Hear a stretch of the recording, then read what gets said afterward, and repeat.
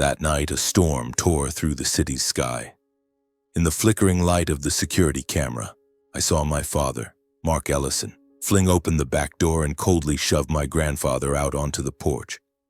My grandfather trembled in his old coat, rain lashing his silver hair, his frail frame swaying. My mother stood there, silent, letting the man who had given them everything shiver in the cold wind. I watched the scene unfold on the screen, frozen, and in that moment I knew my family had lost the most precious thing, their humanity. A few weeks later, my grandfather passed away in my arms. But as I sorted through his belongings, I discovered an old diary and a contract he had kept hidden. In them, he had documented the truth about the months of deception and left me a final wish I never could have anticipated. Hello, my name is Caleb Ellison. I'm 25 years old, living and working in Billings, Montana, a small city nestled among endless fields where dusty roads lead you past dairy farms and weathered wooden houses. Billings isn't glamorous, but it has the soul of the American West. Fiery red sunsets, winds carrying the scent of dry grass, and people who live slowly tied to the land. I'm an Uber driver navigating my old pickup truck through familiar streets, ferrying passengers from the airport to their homes or from bars to residential neighborhoods. The job isn't hectic, but it's enough to get by, enough to give me time to drive over an hour to Sheridan County, Wyoming, where my grandfather, Warren Ellison, lived alone on the family ranch. I always felt I belonged there, at that ranch. It wasn't just a piece of land, it was an entire world. Hundreds of acres stretched out where beef and dairy cattle grazed leisurely. Old barns stood tall beside the weathered wooden house. It was the Ellison family legacy, passed down through generations, steeped in the sweat and love of those who lived and died for it. To me, the ranch was where I grew up, where my grandfather taught me how to milk cows, fix fences, and most importantly, how to live with kindness and integrity. Caleb, he'd say in his warm, steady voice, land isn't just something to own. It's something to preserve, to tell your family's story. My grandfather, Warren Ellison, was a rugged, weathered man but full of compassion. At 78, he still carried the air of a true rancher. Calloused hands, a face etched with wrinkles like a map of his life, and bright eyes, though dimmed by age. He was once the strongest man I knew, but in recent years I noticed him weakening. His hands began to tremble, his steps grew slower, and his voice no longer carried its old resonance. My grandmother passed away 6 years ago, leaving a gaping hole in his heart. I still remember the day she died, him sitting on the porch, staring at the fields, silent, quietly wiping tears. From then on, he lived alone at the ranch, but I knew he wasn't truly alone. He had his cattle, his fields, and memories of my grandmother. And he had me. I drove up to Sheridan County often to visit him, helping with small tasks, fixing pipes, cleaning the barn, or just sitting with him, listening to his stories. His tales always began with, "Back when your grandmother and I were young," and ended with a lesson about honesty, love, or living without regrets. He was strict, but I never saw him angry without reason. He always taught me that honor and family tradition were worth more than money. "Caleb," he once said, placing a hand on my shoulder, "a man doesn't need to be rich, but he must live so others respect him." Not everyone in the family shared his values. My father, Mark Ellison, was the complete opposite. At 52, he had grown up on the ranch but despised the farming life from a young age. He often spoke of waking up at 4 in the morning to milk cows, the bone-chilling Wyoming winters, and the grueling work that never seemed to promise a brighter future. "Stuck in this God-forsaken place my whole life," he'd say, his voice dripping with bitterness. My father left the ranch as soon as he could, moving to Billings and opening a small restaurant. He dreamed of a comfortable, wealthy life where he wouldn't have to get mud on his boots. But his restaurant never truly succeeded. It limped along, sometimes busy, sometimes empty, and recently I heard he was drowning in debt. My father was ambitious, but his ambition was laced with selfishness. He valued money and flashy things, a new car, a big house, expensive clothes. To him, my grandfather's ranch wasn't a legacy, but a piece of land that could be turned into cash. I once overheard him talking to my mother, his voice full of resentment. If the old man would just sell that ranch, we'd have been living in a big city by now. Every time he called my grandfather the old man, my heart ached. To my father, his father wasn't the man who sacrificed everything to raise him, but an obstacle, someone holding on to what he coveted. My mother, Elaine, 50, was a hairdresser in Billings. She was skilled, good with people, and always knew how to please her clients. But at home, she sided with my father. She rarely contradicted him, though sometimes I caught her sighing quietly when he lost his temper. My mother wasn't cruel, but she was swept up in my father's ambitions. She too dreamed of a cushy life where she wouldn't have to work her fingers to the bone. To her, my grandfather was also a burden. I once heard her say, her voice low but sharp, "If your grandfather wasn't at the ranch, things would be so much easier."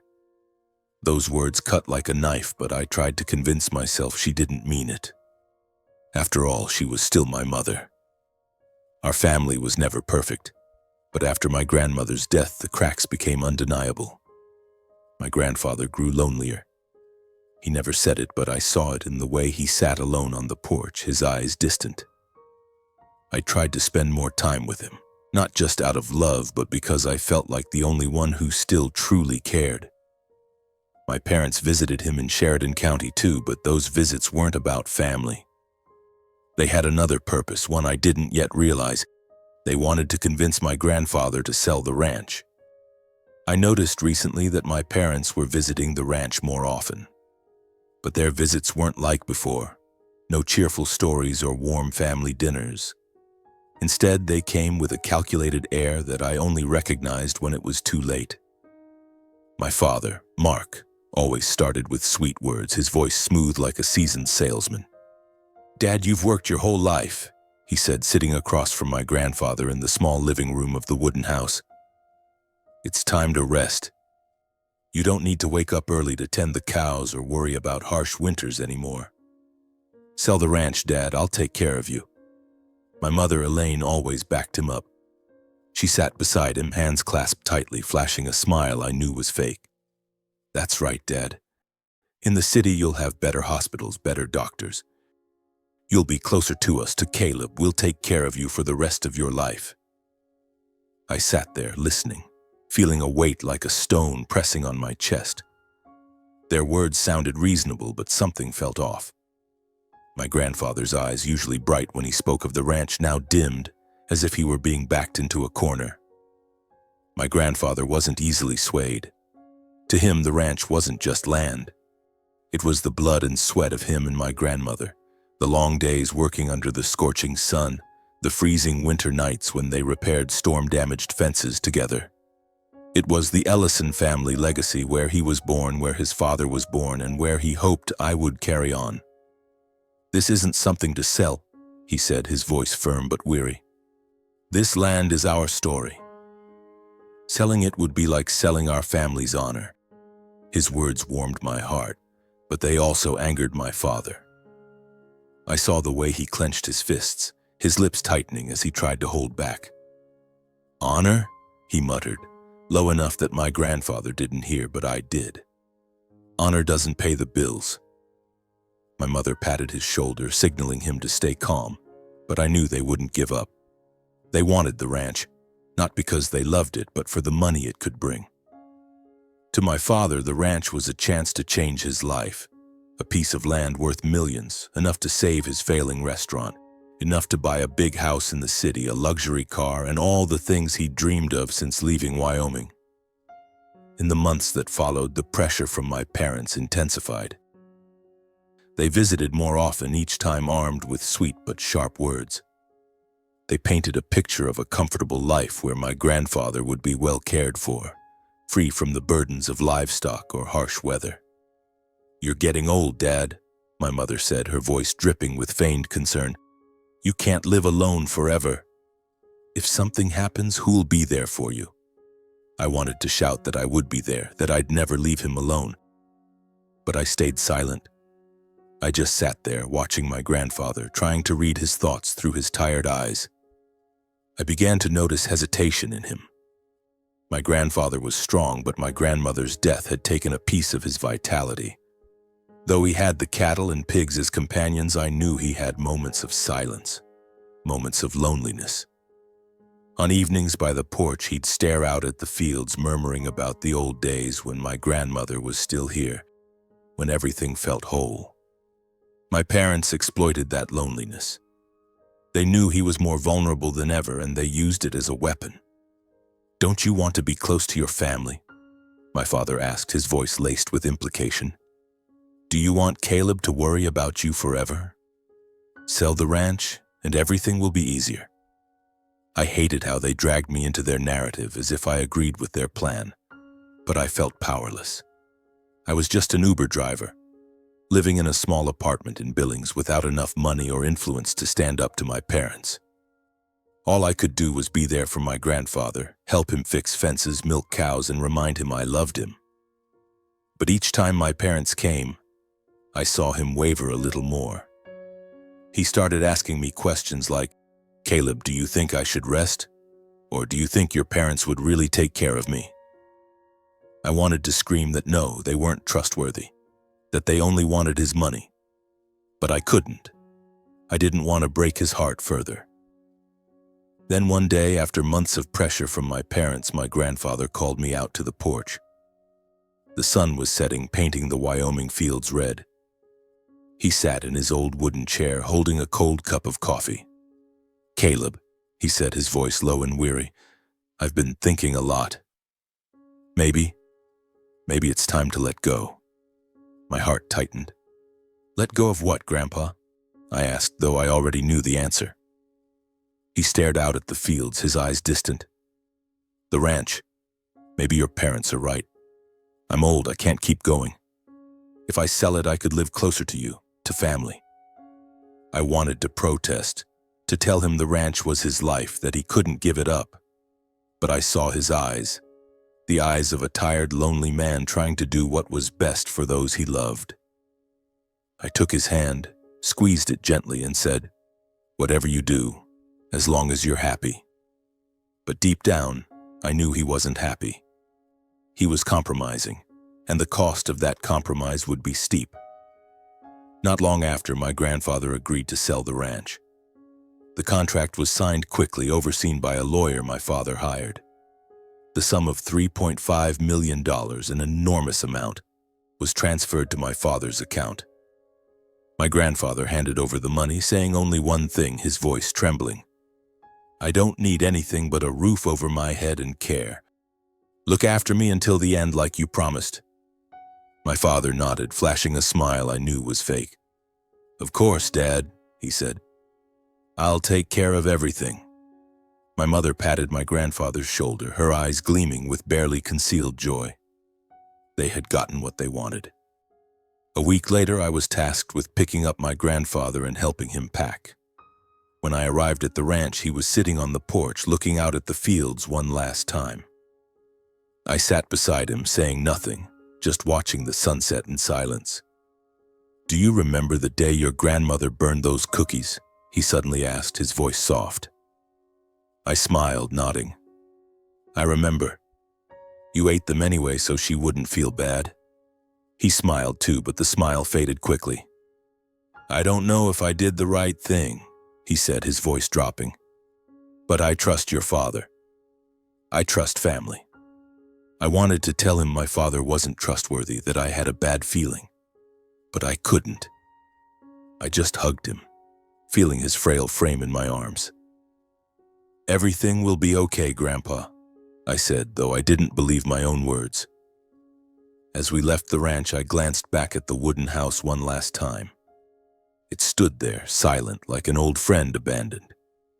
And in my heart, a growing unease swelled, like a storm approaching from afar. After receiving the money from the sale of the ranch, my parents quickly put it to use. They bought a larger house in an upscale neighborhood with lush green trees and neatly trimmed lawns. The house was 3 stories tall, painted white, with gleaming glass windows, looking like it had stepped out of an architectural magazine. My father sold the old house and cleared out all its furnishings to move into the new one. Not long after, a shiny SUV appeared in the garage along with expensive furniture that my mother couldn't stop boasting about. "We wanted a fresh start," she said, her voice brimming with pride as she showed her friends around the living room, where a massive leather sofa held court. "Now we can live the way we deserve." I was given a room on the 3rd floor, though I rarely used it. My grandfather was assigned a room on the 2nd floor. At first, I have to admit, the room seemed thoughtfully arranged. A simple but clean bed, a small wardrobe, and a window overlooking the backyard garden. My parents often mentioned him in front of others, as if he were the center of their filial devotion. "Our father lives with us now," my father told a neighbor one afternoon in the yard, his voice ringing with pride. "He doesn't have to worry about anything anymore. We take care of everything." My mother nodded, adding, "He's worked his whole life. Now it's time for him to rest." Those words sounded pleasant, and I saw my grandfather give a faint smile as if he truly believed selling the ranch was the right choice. He sat in the living room holding a cup of tea, his eyes gentle but still carrying a hint of displacement. "Maybe this is for the best," he said to me once, his voice soft as a breeze. "I don't want to be a burden to anyone." But I knew things weren't that simple. Beneath the facade of happiness my parents put up for outsiders, small cracks began to appear. It started with little things, details only those inside the house would notice. One morning I visited and saw my grandfather struggling to carry a glass of water from the kitchen to the living room. His hands trembled, water spilling onto the floor. My mother stood there, letting out a loud sigh, as if the few drops he spilled were enough to infuriate her. "Dad, leave it alone, you're too clumsy to do anything," she said, her voice barely hiding her irritation. My grandfather just lowered his head, offering a weak smile, but I saw his eyes. The eyes of a man who once stood tall against storms, now wounded by cold, cutting words. On later visits, I noticed my parents starting to call him the annoying old man whenever I came by. I overheard my mother whispering to my father in the kitchen when they thought I wasn't nearby. If he wasn't here, we wouldn't have to deal with all this nonsense. My father nodded, his voice icy. "He just needs to sit still, but he keeps messing things up." I stood in the hallway, fists clenched, wanting to storm in and yell that he wasn't a burden, that he was the one who gave them everything. But I couldn't. I just quietly walked into my grandfather's room, sat beside him, and tried to make him smile with stories about the quirky passengers I drove for Uber. I started monitoring the household through the security camera system I had installed for my parents earlier. Once I saw them come home late, my father, likely tipsy, shouting at my grandfather just because he asked if they had bought his medication. "What more do you want? Haven't we done enough for you?" my father yelled, his voice echoing through the screen. My mother stood there, silent, her eyes cold as if she agreed. My heart felt crushed every time I opened the camera app. As time passed, my parents' patience wore thin.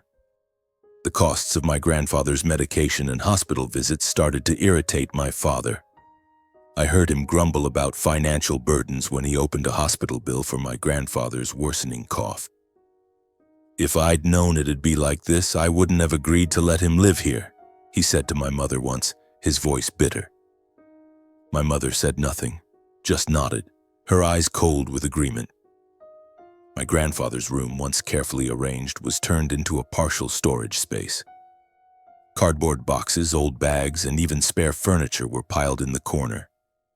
His bed was pushed against the wall, the space so cramped he could barely move. His meals became haphazard, often just a bowl of cold soup or a dry piece of bread, while my parents ate lavish meals in the dining room. My mother started dropping hints more openly. "If the old man wasn't here, we'd have so much more freedom," she said to my father one evening when they thought my grandfather was asleep. I was in the living room pretending to watch TV, but I heard every word. My heart felt squeezed. I wanted to run upstairs, hug my grandfather, and tell him I'd take him somewhere, anywhere, as long as it wasn't here. but I didn't have enough money or strength to stand up to my parents. All I could do was small things: bring him a hot plate of food, help him change clothes, or sit and listen to him talk about the old days at the ranch. My grandfather began confiding in me more. He said, his voice trembling, "Caleb, I don't want to be a burden to you or your parents. But sometimes, I feel like I don't belong here." I hugged him, fighting back tears, and said, "You're never a burden, Grandpa. You're family." But inside, I was filled with rage and helplessness. I tried reminding my parents of their promise that they had vowed to care for him until the end. Once, unable to hold back anymore, I confronted my father in the kitchen. "You promised to take care of him," I said, my voice shaking with anger. "You can't treat him like this." My father looked at me, his eyes cold as ice. "I don't owe anyone anything," he said sharply. "He gave me the money himself. I didn't force him." Those words stabbed my heart. I turned away, not wanting to argue further with such a stubborn, callous man. I realized that if things continued like this, something would give. The tension in the family was growing, like a rope stretched to its breaking point. And I feared that when it snapped, the one who would suffer most was my grandfather, the man who had sacrificed everything for his family only to be treated like a burden. I checked the cameras more often, not out of curiosity but out of worry for him. Every time I saw him sitting alone, his eyes filled with sadness, it felt like a storm was brewing in my heart. I knew it wouldn't be long before everything exploded. And when it did, I would have to do something, not just to protect my grandfather, but to protect what he had taught me. About honor, about love, and about standing up for what's right. But I didn't expect that moment to come so quickly. It was a cold, stormy day in Billings. From my small apartment, I heard the wind howling through the windows, roaring as if it wanted to swallow the entire city. Rain pounded against the glass, each drop heavy like hammer strikes on my mind. I lay in bed, eyes wide open, unable to sleep. The unease about my grandfather had haunted me for weeks, like a thorn lodged deep in my heart. I knew he wasn't okay, wasn't happy, though he always tried to hide his sadness behind a weak smile. Every time I visited, his eyes grew a little more lost, as if he were slowly drifting away from this world. Not because of old age, but because of the wounds my parents inflicted. I grabbed my phone, my hands trembling as I opened the security camera app. In recent days, I'd been checking it more frequently, not out of curiosity, but out of fear that my grandfather wasn't safe. That night, as thunder roared like it was tearing the sky apart, the bad feeling inside me was stronger than ever. I knew if I didn't look at the screen, the anxiety would consume me. But when the image from the kitchen camera loaded, my heart stopped.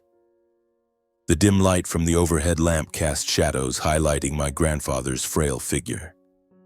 He sat hunched in a chair, a bowl of cold soup in front of him, his trembling hands struggling to hold a spoon. My father stood by the table, his posture tense, arms crossed as if just being there was too much to bear. My mother stood near the door, her eyes cold, devoid of emotion. I zoomed in, my heart pounding as if I were standing in that kitchen. "I don't want to be a bother." My grandfather's voice came through the phone's speaker, faint but sincere. "I just need some medicine and a bit of food." His words choked me.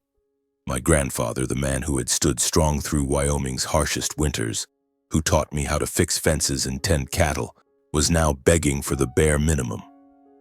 But my father wasn't moved. "You're always asking for something," he snapped, his voice sharp as a blade. "We've given you a roof over your head. Isn't that enough?" My mother said nothing, just stood there, her gaze complicit in my father's anger. Then everything happened too fast. My grandfather, hands shaking, tried to carry the soup bowl to the sink, but it slipped from his grasp, crashing to the floor and shattering. The sound of breaking porcelain echoed, and I saw my father step forward, his face red with rage. "Can't you do anything carefully?" he roared, his voice drowning out the rain outside. My grandfather shrank back, raising his hands as if to apologize, but my father didn't stop.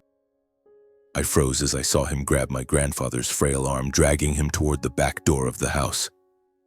My heart stopped. No, he couldn't do that. But he did. In the flickering light of the camera, I saw my father fling open the back door, revealing the pitch-black rain outside. The wind howled, carrying icy droplets. He shoved my grandfather out onto the porch without hesitation. My grandfather stumbled, his thin old coat no match for his frail frame. He tried to grip the doorframe, but my father slammed the door shut, leaving him trembling in the storm. My mother appeared in the frame, watching from a distance, not saying a word, not making a move to stop it. The door closed and my grandfather's figure vanished into the darkness. I sat there, hands shaking violently, the phone nearly slipping from my grip. My breathing came in gasps, as if I were the one standing in that rain. The image of my grandfather, the man who taught me everything about honesty and family love, pushed out onto the porch like discarded trash, made me feel like the world was collapsing. I didn't think anymore. I grabbed my car keys and rushed out of the apartment, heedless of the rain and wind battering the windows. I had to get there. I had to take my grandfather away right now.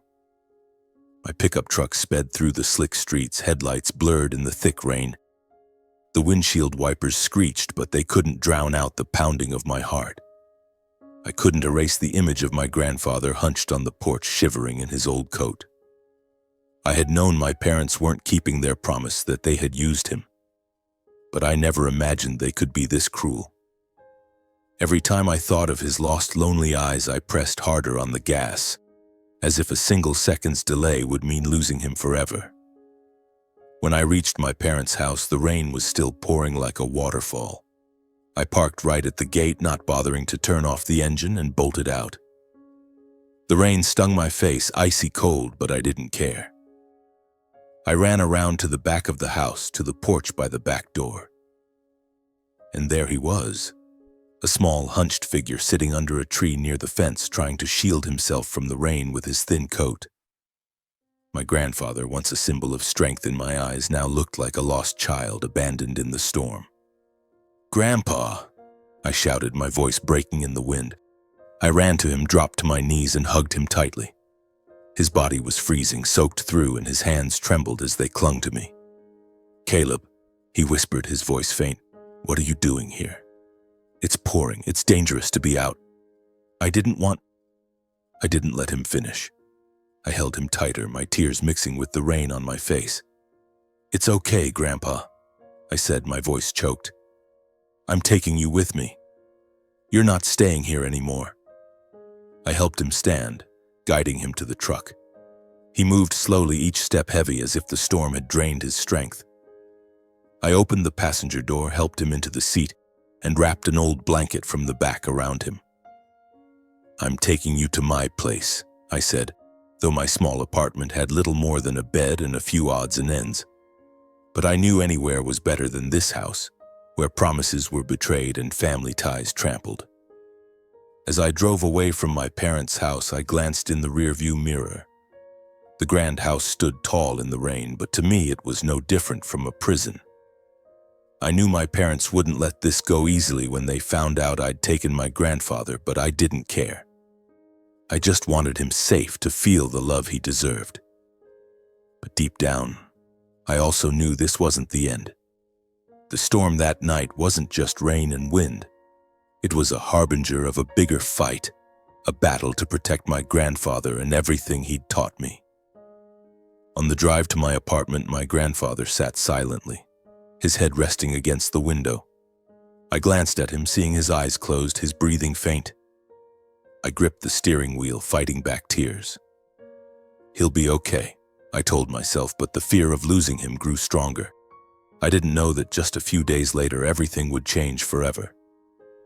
But in that moment, in the storm, I had one goal: to get my grandfather out of the darkness, even if only for now. My small apartment in Billings was nothing special. A cramped room with an old bed, a scratched-up desk, and an ancient TV sitting on a wooden stand. The rain battered the window, making a soft murmuring sound like a sad song. I helped my grandfather inside, guiding him slowly, carefully, as if he were a fragile piece of glass. He was soaked, his thin jacket clinging to his frail frame. I grabbed an old towel, drying his hair and hands, then found a set of dry clothes from my closet. "Wear these for now, Grandpa," I said, trying to keep my voice cheerful, though my heart felt heavy. He only nodded, his eyes tired but kind. I gave him the only bed in the apartment. "Lie down here and rest," I said, pulling the blanket over him. He tried to protest, his voice weak. "Caleb, I don't want you sleeping on the floor." "I'm fine." But I shook my head, smiling. "Don't worry about it. I've slept on the floor plenty of times. It's no big deal." I spread a thin blanket on the floor, lay down, and listened to the rain and his faint breathing. In the darkness, I felt his presence like a small, flickering light in the midst of a storm. But I also felt an invisible fear, as if our time together was slipping away second by second. The next morning, the sun peeked out weakly through gray clouds. Grandpa was still asleep, his breathing steadier, but he looked pale, his thin hands resting on the blanket as if clutching something fragile. I brewed a cup of hot tea, placed it on the small table by the bed, and decided to go back to my parents' house. I didn't want him staying in that house for another second, so I resolved to collect his clothes, medicine, and the little things he cherished, like the notebook he loved to write in or the photo of him and Grandma taken in a Wyoming field. When I arrived at my parents' lavish house, sunlight glinted off the sparkling glass windows, but it couldn't hide the coldness inside. My parents were in the dining room, eating breakfast with toast and coffee as if nothing had happened the night before. I stood in the doorway, fists clenched, trying to stay calm. "I took Grandpa to my place," I said, my voice trembling with anger. "How could you do that to him? You promised to take care of him." My father looked up, his eyes cold. "You had the nerve to do that?" he said, his voice eerily calm. "Do you know how worried we were last night? He broke things, made a mess of the house. I just wanted to teach him a lesson, bring him back here now." Blood rushed to my head. "You pushed him out into a storm. He's 78, Dad. He's so weak he can barely stand." My mother, sitting nearby, set her coffee cup down, her eyes avoiding mine. "You're overreacting," she said, her voice quiet but sharp. "We didn't do anything wrong. He's a nuisance, old and clumsy. We just wanted him to be more careful." Her words hit me like a punch to the chest. I wanted to scream, to smash everything in that extravagant dining room, but I knew it wouldn't change anything. My parents wouldn't admit their fault. To them, Grandpa was just a means to get the money from the ranch, and now that he was no longer useful, they were ready to cast him aside. I turned away without another word and went to Grandpa's room. I packed his clothes, a few old books, and the photo of him and Grandma in the field. As I left the house, I looked back one last time, feeling an unbridgeable gap between me and my parents. I knew our family was broken forever. Back at the apartment, Grandpa was awake, sitting in the armchair by the window, looking out at the quiet Billings Street. "Caleb," he said, his voice weak but gentle. "You don't have to do this. I don't want to be a burden." I knelt beside him, taking his hand. "You're not a burden," I said, my voice choking. "You're family. I'm doing this because I love you." He looked at me, his eyes glistening, and I saw a faint smile, the first genuine one in days. In the days that followed, I worked harder than ever. I took extra Uber shifts, driving from early morning to late at night, sometimes sleeping only a few hours to afford his medicine and food. My tiny apartment became a sanctuary for us. We lived simply like he used to on the ranch. Breakfast was fried eggs and toast, dinner a pot of vegetable soup I learned to make from Grandma's recipe. I wasn't great in the kitchen, but every time Grandpa finished his bowl, smiled and said, "That was good, Caleb." I felt like I'd accomplished something big. We spent hours talking, like we used to on the ranch. He told me about Wyoming's harsh winters when he and Grandma stayed up all night to keep the cattle from freezing. I shared stories about my Uber passengers, the drunk old man singing country songs the whole ride, or the young woman sobbing over a breakup. He laughed, his voice raspy but warm, and I felt like I was a kid again, when life was simple and whole. At night, we'd watch TV, an old Western show he loved. He'd point at the screen and say, "I used to dream of being a cowboy, Caleb. But your grandma said, 'Warren, you're already my cowboy.'" I laughed, picturing Grandpa in a cowboy hat, riding across a Wyoming field. Those moments, small as they were precious gems shining through the dark days. One day we took a walk around the neighborhood, him leaning on his cane, moving slowly while I stayed close, ready to catch him if he tired. Passers-by looked at us, an old man and a young guy, and I saw them smile. "Your grandpa?" An old woman selling flowers by the roadside asked. I nodded, proud. "He's the best man I know." Grandpa Hurd turned to me, his eyes glistening again. "Caleb," he whispered, "thank you for always being there." I took his hand, squeezing it tightly. "Your family," I said. "Nothing's more important than that." But those peaceful days were fleeting, like a beautiful song cut short. A week after the stormy night, I noticed Grandpa weakening noticeably. His coughs grew heavier, and sometimes he gasped for breath, clutching the chair to stay balanced. I stood by, my heart tightening, watching the man who once stood strong like an oak, now fragile as a dry branch in the wind. Each cough of his was like a knife slicing into my heart, a reminder that our time was running out. I didn't want to believe Grandpa was slipping away, but the signs were too clear. Each morning, as I brewed tea and placed it by his bed, I saw how much harder it was for him to sit up. His hands, once calloused from years of ranch work, now trembled so much he could barely hold a cup. One time he tried to eat a bowl of porridge I'd made, but after a few minutes he set the spoon down, exhausted, breathing heavily. "Caleb," he whispered, his voice so faint I had to lean close to hear, "I'm sorry for being a burden." I took his hand, squeezing it tightly, fighting back tears. "You're not a burden," I said. "I just want you to get better." But I knew he wasn't getting better. That stormy night when my father pushed him out onto the porch, leaving him soaked in the biting cold, had sapped his last strength. I blamed myself for not coming sooner, for not stopping my parents from the start. But I also knew self-blame wouldn't help. I had to do what was best for him, no matter how little time we had left. One morning, I decided to take him to the doctor. I helped him into the pickup truck, carefully wrapping a blanket around him to keep him warm. On the way to the hospital, he sat silently, staring out the window, his eyes distant as if searching for the far-off Wyoming fields. "Do you remember the days on the ranch?" he suddenly asked, his voice raspy. I smiled, though my heart was heavy. "I remember, Grandpa. I remember how you taught me to fix fences, and that time I spilled the milk bucket and you didn't scold me." He gave a faint smile, but a violent cough cut him off, making him clutch his chest, his face pale. At the hospital, the doctor examined Grandpa with a grave expression. He pulled me aside, his voice low. "He's very weak, Caleb," he said, looking me in the eye. "His age, combined with that night in the rain, his body can't handle it anymore. We can prescribe some supplements and pain relief to keep him comfortable, but you should prepare yourself. He may not make it through the next few weeks." Those words hit me like a blow to the chest. I stood there, frozen, feeling like the world was collapsing. "A few weeks?" I mumbled, my voice trembling. The doctor placed a hand on my shoulder, his eyes sympathetic. "Spend time with him. That's the best thing you can do now." I nodded, but inside I wanted to scream, to beg someone for more time with Grandpa. Back at the apartment, I stayed by his side day and night.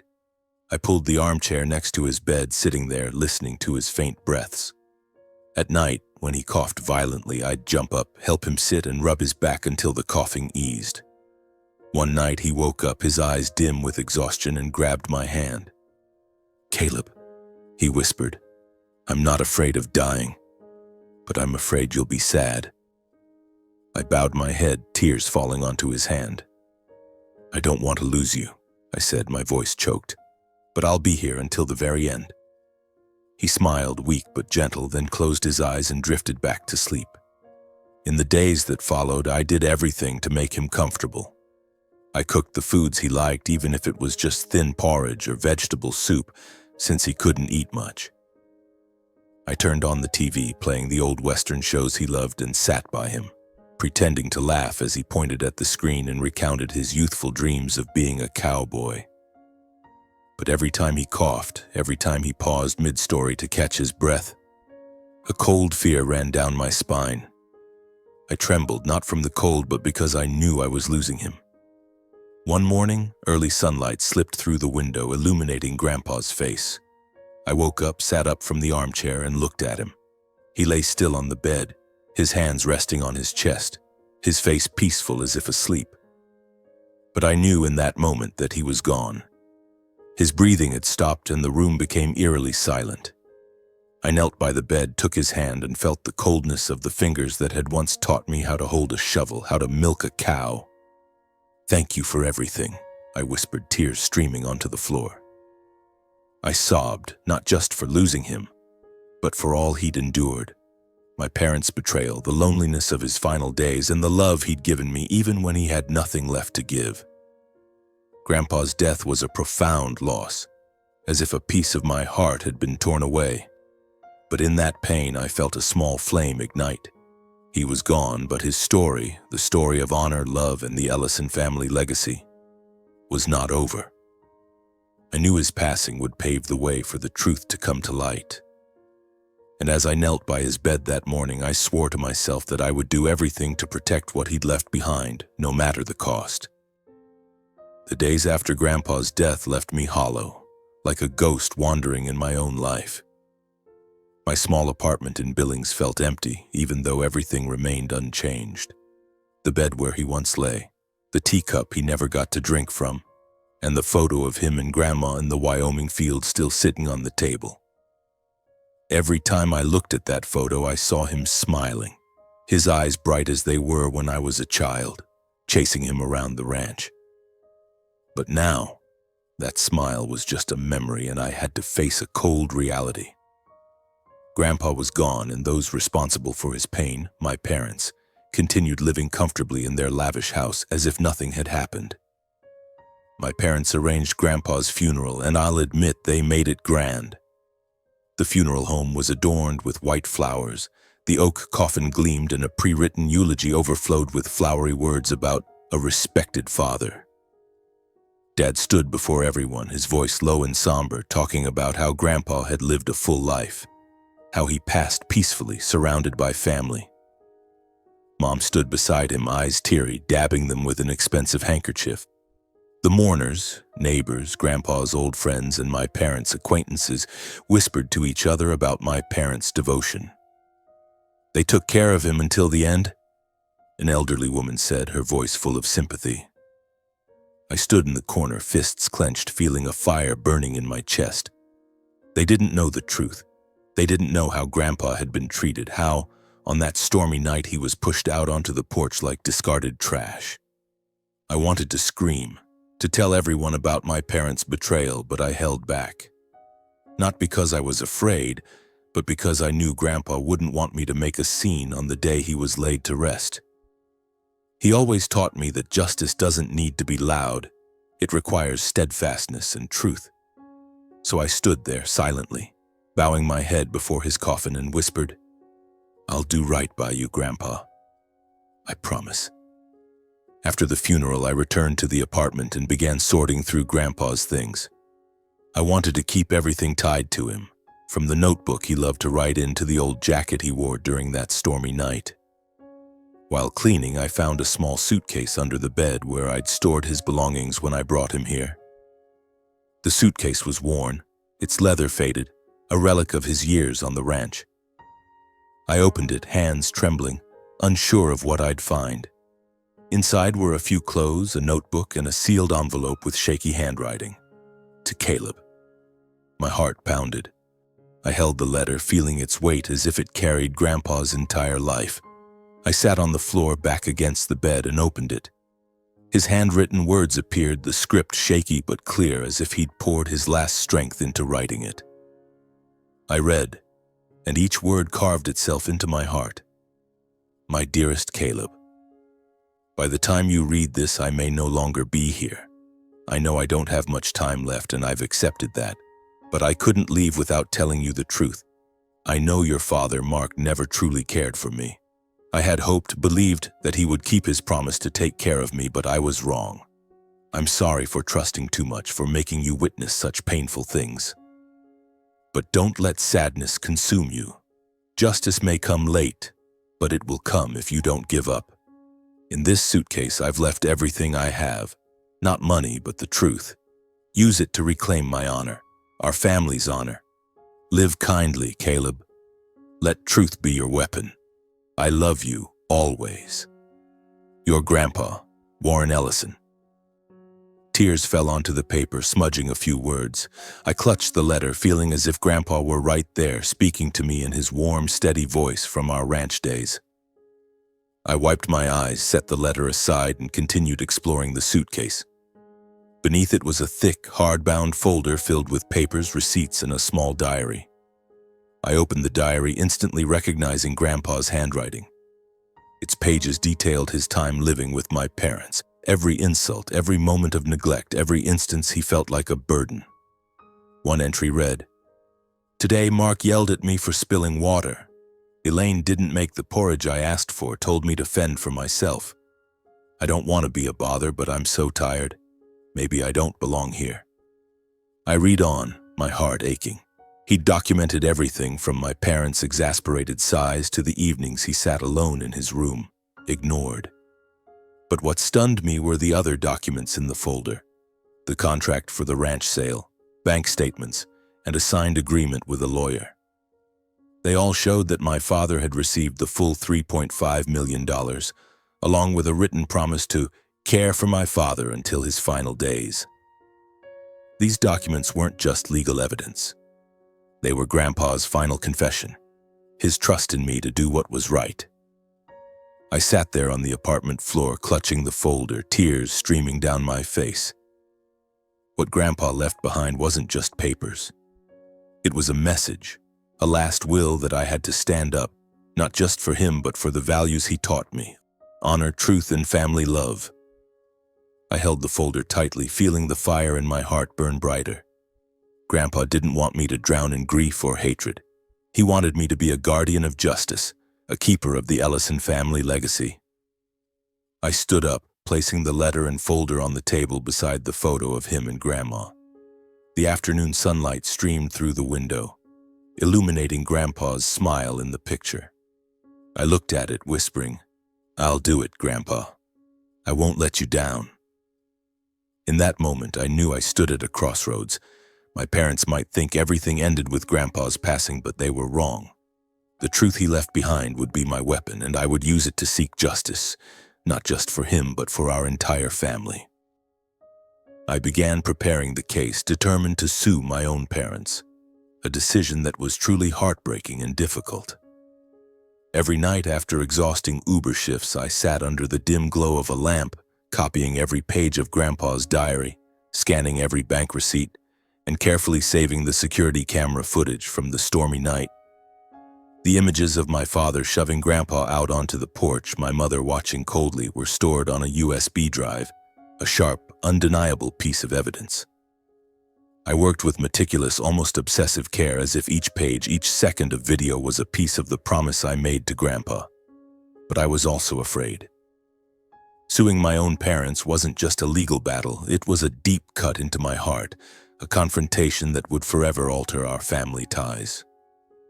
I sought out Raymond Carter, a well-known lawyer in Billings who had handled numerous cases involving elder abuse and civil disputes. He was a middle-aged man with salt and pepper hair, sharp eyes, and a calm voice. When I placed the folder on his desk, he flipped through each page, read Grandpa's letter, and watched the video from that stormy night.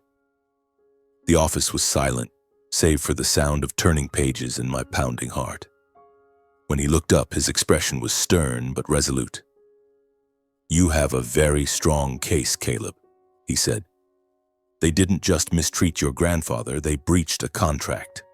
The ranch sale agreement clearly states your father was to care for him until the end. This video, along with the diary and documents, is irrefutable evidence. I nodded, feeling a surge of strength within me mixed with fear. But suing my own parents? I mumbled, my voice trailing off. Mr. Carter placed a hand on my shoulder, his tone low but firm. I understand, Caleb. This isn't just a courtroom battle. People will talk and your conscience will be tested, but you're doing this for justice, for your grandfather. Do you have the courage to see it through? I looked into his eyes, thinking of Grandpa's letter, of the days he was neglected, pushed out into the storm. I'm not doing this out of hatred, I said, my voice steady. I'm doing it for justice for my grandfather. Mr. Carter nodded and got to work. Over the next few days, he prepared the lawsuit listing the charges: elder abuse, fraud in a transaction, coercion of an elderly person, and breach of the care agreement tied to the property transfer.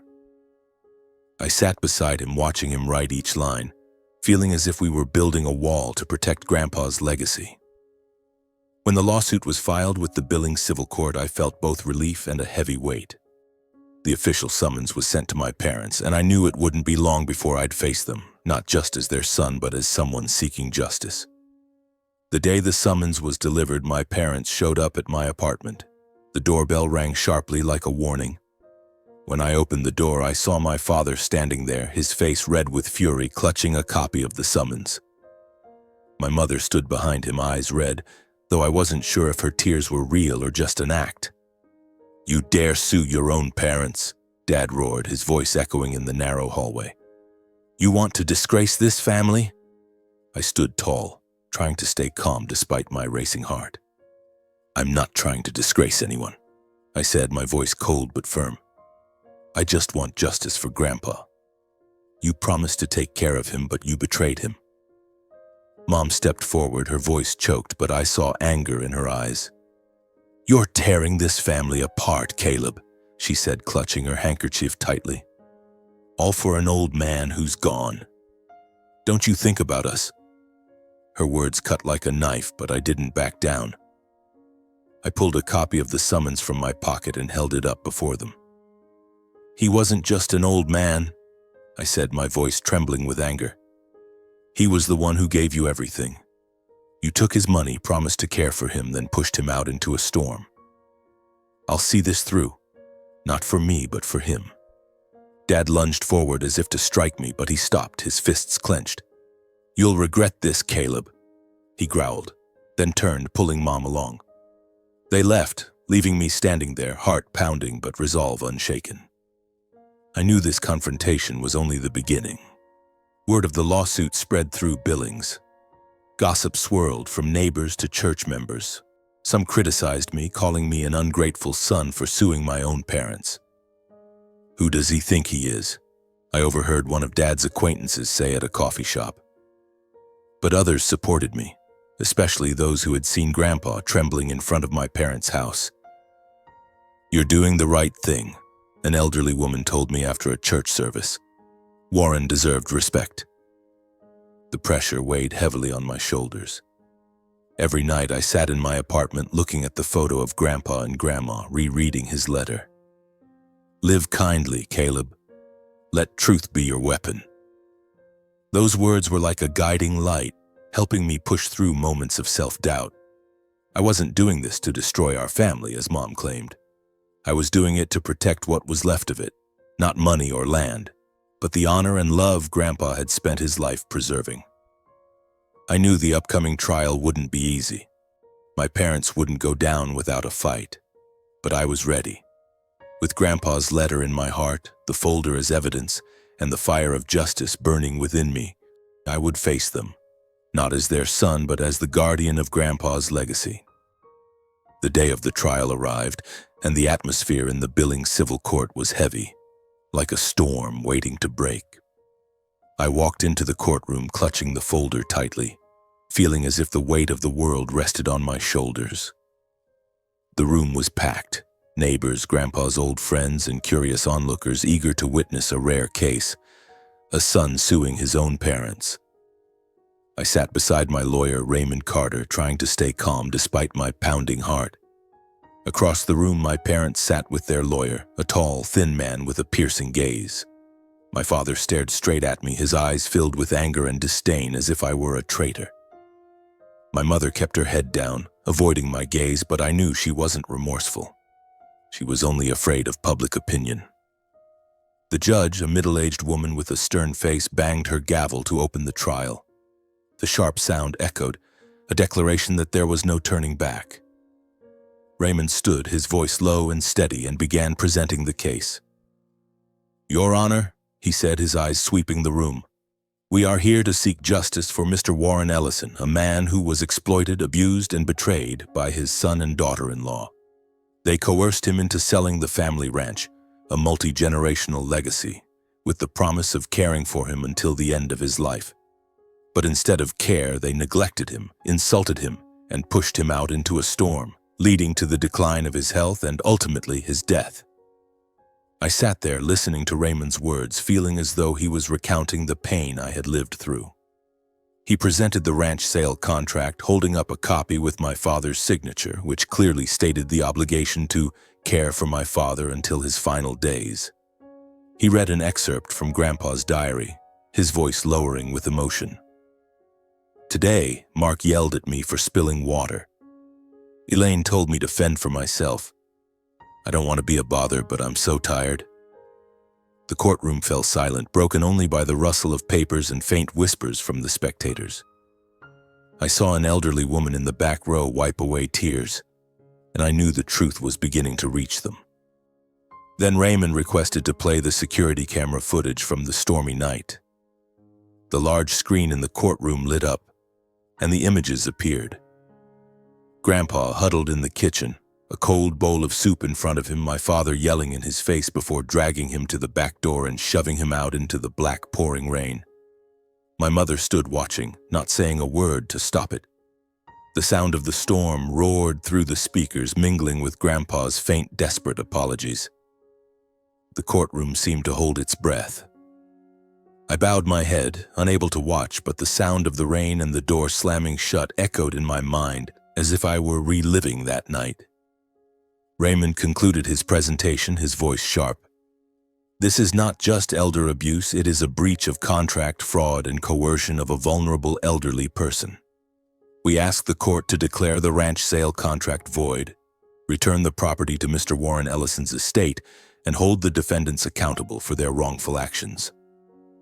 On the other side, my parents' lawyer stood, his voice smooth but calculated. "Your Honor," he said, "my clients, Mr. Mark and Mrs. Elaine Ellison, did not coerce Mr. Warren Ellison. He willingly sold the ranch and was provided with a home and a comfortable life.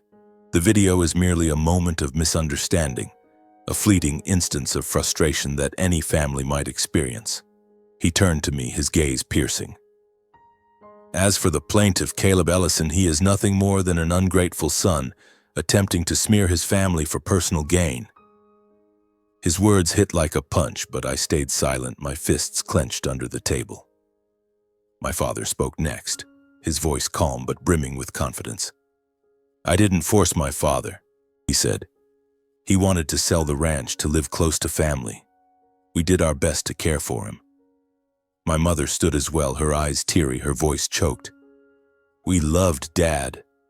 That video doesn't reflect the truth. We just lost control for a moment." But their defenses were frail, like a breeze too weak to extinguish the fire of justice burning in the courtroom. The trial stretched on for hours, but to me it felt like an endless moment. Every word, every piece of evidence was a step toward justice. I sat there, hands clenched under the table, my heartbeat blending with the murmurs of the spectators. When the judge banged her gavel for the final time, calling for a recess to deliberate, I felt the entire room hold its breath with me. My parents stood, their eyes avoiding mine, but I knew they still held hope. Hope that the facade they'd built would shield the truth. I was different. With Grandpa's letter in my heart, I was ready for anything. The days waiting for the verdict were the longest of my life. Billings buzzed with gossip. Some people sent me messages of support saying I'd done the right thing. "Warren would be proud of you," a neighbor wrote. But there were also harsh criticisms from my parents' friends, calling me an ungrateful son tearing the family apart. I read them, felt the sting, but didn't waver. Grandpa had taught me that justice isn't always easy, but it's always worth it. Then the day of the verdict arrived. I stepped into the courtroom again, the air heavier than ever. The judge sat, her face expressionless, but when she began to speak, her voice rang clear and uncompromising. After reviewing all the evidence, she said, "This court declares the Ellison Ranch sale contract void due to undue influence, coercion, and exploitation of a vulnerable elderly person. All funds and assets related to the sale will revert to the estate of Mr. Warren Ellison. The plaintiff, Caleb Ellison, who cared for Mr. Warren in his final days, will have full authority to manage this estate. He is the sole rightful heir." Her words were like a cool breeze sweeping through the stifling room. I sat there, tears streaming down my face, not from sadness but from relief. Justice had finally spoken. My parents sat across the room, their faces pale. My father slammed the table, his voice trembling with rage. "This is a mistake. We did nothing wrong." But the judge banged her gavel, warning him to be silent. My mother bowed her head, crying, but I knew it wasn't genuine remorse, just bitterness over their shattered plans. Their lawyer shook his head, knowing their weak defenses couldn't stand against the evidence.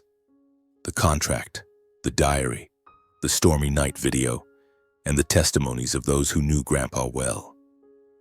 As the trial ended, people stood, their whispers spreading like a wave.